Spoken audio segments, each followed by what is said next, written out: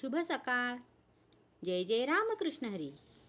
365 दिवसांच्या प्रवचन मालिकेतील आजचा दिवस 168. प्रपंचाच्या गडबडीतच परमार्थ साधावा. कोर्टातली शपथ ज्याप्रमाणे लोक खरी मानत नाहीत, त्याप्रमाणे प्रपंचामध्ये काही लोक लबाडीने वागतात आणि त्यालाच हा व्यवहार आहे असं म्हणतात. हा काही नेटका प्रपंच नव्हे. प्रपंचात जर समाधान झाले नाही तर तो नेटका नाही झाला. प्रपंचाची दिशा ज्याची चुकली त्याने नाही परमार्थ साधला. ज्याला प्रपंच करता येत नाही त्याला बुवापणा देखील नाही करता येणार. कर्ज फार झाले म्हणून प्रपंच सोडला, यात कोणता स्वार्थ त्याग आहे? प्रपंचाचा त्याग केला म्हणजे काय केले तर जंगलात जाऊन बसला. थंडी वाजू लागली तेव्हा काटक्या गोळा करून शेकोटी केली, जागा साफ केली, तुळशी लावल्या, झोपडी बांधली, पण भिक्षेला जाताना झोपडीची काळजी केली. तर मग घरादाराने काय केले होते? प्रपंचाचे बंधन सुटावे लागते. जबरदस्तीने सोडून कुठे सोडता येते का? हा प्रपंच, हा संसार जर भगवंतानेच उत्पन्न केला आहे तर तो कुणाला तरी सुटला काय? जो आसक्तीच्या आश्रयाखाली राहतो त्याला संसार आहे असे समजावे.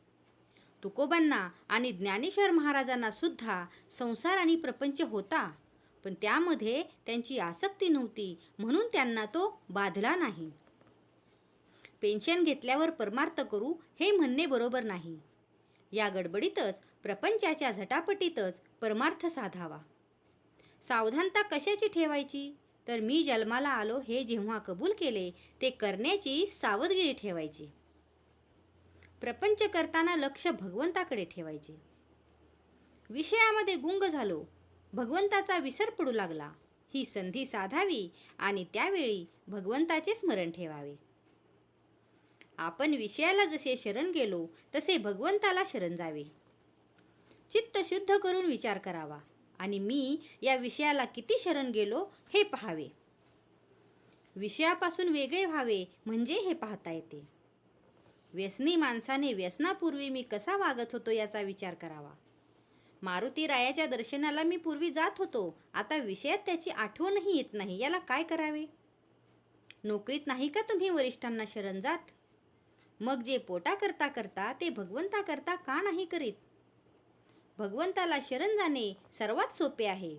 त्याला निराळ्या कोणत्याही वस्तूंची जरुरी नाही लागत. माझ्या मनात येईल तेव्हा भगवंताला शरण जाता येईल. भगवंताला शरण जाणे म्हणजे मी त्याचा झालो असे म्हणणे होय. मी रामाचा झालो, जे जे होते ते रामाच्या इच्छेने होते असे जो म्हणतो त्याला निराळी सावधगिरी ठेवावी लागत नाही. प्रपंचाला माझी गरज आहे आणि मला भगवंताची गरज आहे. आजचा हा भाग तुम्हाला कसा वाटला हे कमेंट करून नक्की सांगा. कमेंटमध्ये लिहा. जय जय रामकृष्ण हरी.